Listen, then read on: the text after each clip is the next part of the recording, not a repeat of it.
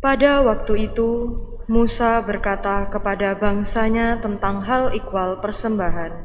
Katanya, "Imam harus menerima bakul dari tanganmu dan meletakkannya di depan mezbah Tuhan Allahmu. Kemudian engkau harus menyatakan di hadapan Tuhan Allahmu begini: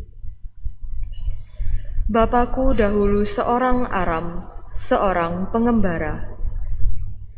Ia pergi ke Mesir dengan sedikit orang saja dan tinggal di sana sebagai orang asing. Tetapi di sana ia menjadi suatu bangsa yang besar, kuat, dan banyak jumlahnya. Ketika orang Mesir menganiaya dan menindas kami dan menyuruh kami melakukan pekerjaan yang berat, maka kami berseru kepada Tuhan, Allah nenek moyang kami. Lalu Tuhan mendengarkan suara kami. Ia memperhatikan kesengsaraan, kesukaran, dan penindasan terhadap kami. Lalu dengan tangan yang kuat dan lengan yang teracung, dengan kedahsyatan yang besar, dan dengan tanda serta mujizat-mujizat, Tuhan membawa kami keluar dari Mesir. Ia membawa kami ke tempat ini dan memberikan kepada kami negeri ini, suatu negeri yang berlimpah-limpah susu dan madunya. Oleh sebab itu, di sini aku membawa hasil pertama dari bumi yang telah Kau berikan kepadaku, ya Tuhan." Demikianlah sabda Tuhan. Syukur kepada Allah.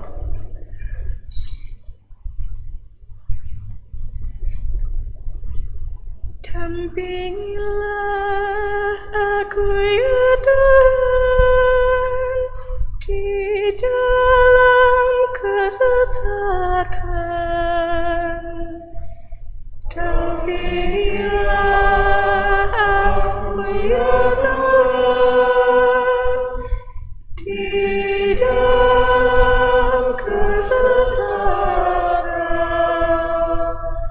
Orang yang duduk dalam lingkungan yang maha tinggi dan bermalam dalam naungan yang maha kuasa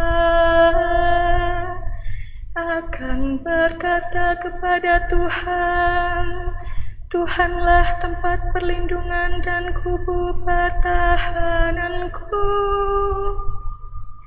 Allahku yang kupercayai. Dampingilah aku, ya Tuhan, di dalam kesesakan. Malapetaka tidak akan menimpa kamu, dan tulah tidak akan mendekat kepada kemahmu. Sebab malaikat-malaikat akan diperintahkannya untuk menjaga engkau di segala jalanmu. Dampingilah aku, ya Tuhan, di dalam kesesakan.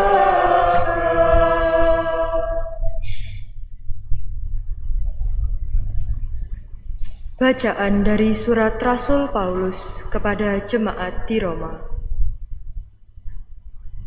Saudara-saudara, inilah yang dikatakan kitab suci.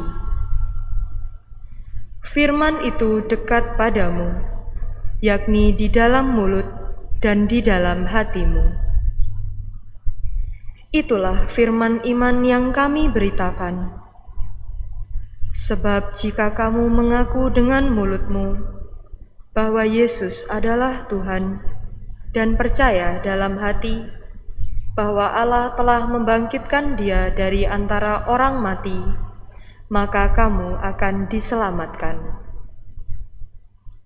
Karena dengan hati orang percaya dan dibenarkan, dan dengan mulutnya orang mengaku dan diselamatkan. Karena kitab suci berkata, barang siapa percaya kepada Dia, tidak akan dipermalukan.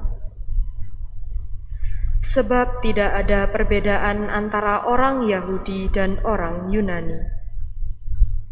Karena Allah yang satu itu adalah Tuhan semua orang, dan Dia kaya bagi semua orang yang berseru kepadanya. Sebab barang siapa berseru kepada nama Tuhan, ia akan diselamatkan. Demikianlah sabda Tuhan. Syukur kepada Allah. Terpujilah Kristus Tuhan, Sang Raja kemuliaan kekal. Terpujilah Kristus Tuhan, Sang Raja kemuliaan kekal. Manusia hidup bukan dari roti saja, tetapi dari setiap firman yang keluar dari mulut Allah. Terpujilah Kristus Tuhan, Sang Raja kemuliaan kekal.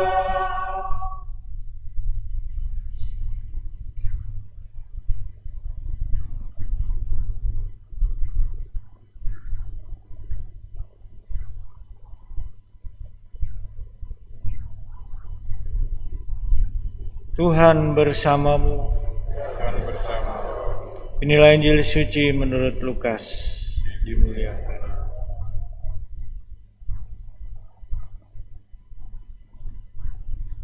Sekali peristiwa, Yesus yang penuh dengan Roh Kudus kembali dari sungai Yordan, lalu dibawa oleh Roh Kudus ke padang gurun.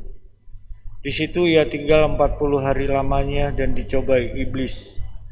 Selama di situ Yesus tidak makan apa-apa, dan sesudah waktu itu ia lapar.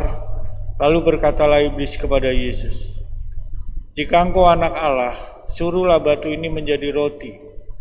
Jawab Yesus kepadanya, "Ada tertulis, manusia hidup bukan dari roti saja." Kemudian iblis membawa Yesus ke suatu tempat yang tinggi, dan dalam sekejap mata ia memperlihatkan kepada Yesus semua kerajaan dunia. Kata iblis kepadanya, "Segala kuasa itu serta kemuliaannya akan kuberikan kepadamu, sebab semuanya itu telah diserahkan kepadaku, dan aku akan memberikannya kepada siapa saja yang kukehendaki. Maka kalau engkau menyembah aku, seluruhnya itu akan menjadi milikmu." Tetapi Yesus berkata kepadanya, "Ada tertulis, engkau harus menyembah Tuhan Allahmu, dan hanya kepada Dia sajalah engkau harus berbakti." Kemudian iblis membawa Yesus ke Yerusalem dan menempatkan Dia di bubungan bait Allah, lalu berkata kepadanya, "Jika engkau anak Allah, jatuhkanlah dirimu dari sini ke bawah, sebab ada tertulis mengenai engkau, Allah akan memerintahkan malaikat-malaikatnya untuk melindungi engkau, dan mereka akan menatang engkau di atas tangannya, supaya kakimu jangan terantuk pada batu." Yesus menjawab, katanya, "Ada firman, jangan engkau mencobai Tuhan Allahmu." Sesudah mengakhiri semua pencobaan itu, iblis mundur dari Yesus dan menunggu waktu yang baik. Demikianlah sabda Tuhan. Kristus.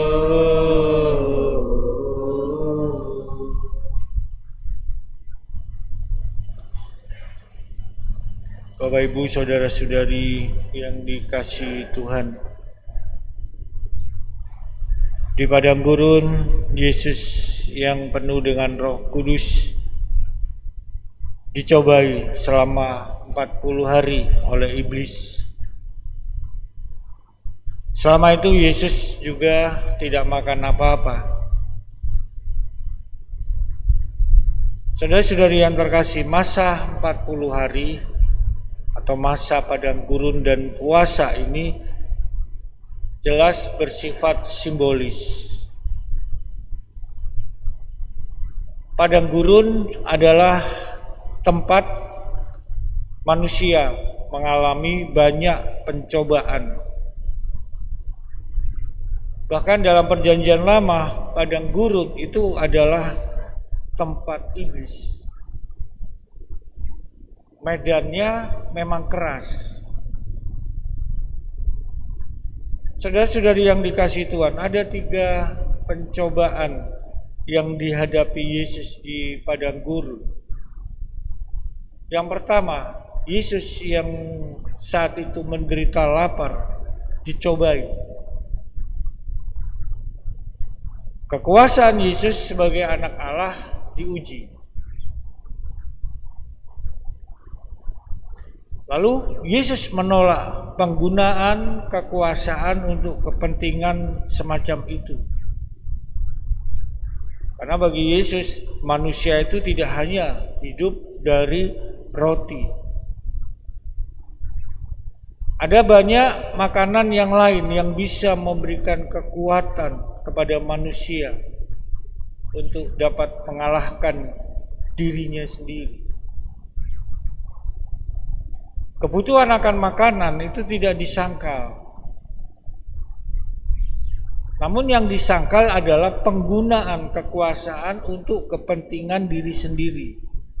Dan hal itu terjadi apabila orang menganggap bahwa makanan itu sebagai satu-satunya yang dapat membuat manusia itu hidup. Itu yang pertama. Lalu yang kedua, pencobaan yang kedua menyangkut kekuasaan politik dan setiap kekuasaan yang lain. Ini terjadi di atas suatu tempat yang tinggi. Ketika orang mulai menikmati kekuasaan itu, betapa mudahnya segala-galanya itu bisa terjadi apabila orang memiliki kekuasaan. Dan iblis ini menikmati kekuasaan yang semacam itu. Saudara-saudari yang dikasihi Tuhan, iblis rela melepaskan kekuasaan itu asalkan Yesus mau menyembah, mau mengabdi padanya. Maka Yesus dengan tegas menolak segala godaan untuk mendapat atau merebut kekuasaan dunia. Yesus juga tidak menganggap kekuasaan dunia ini sebagai Tuhan. Karena hanya ada satu kekuasaan yang harus diabdi, yakni Allah. Sedang kekuasaan-kekuasaan yang termasuk iblis itu harus mengabdi kekuasaan Allah ini.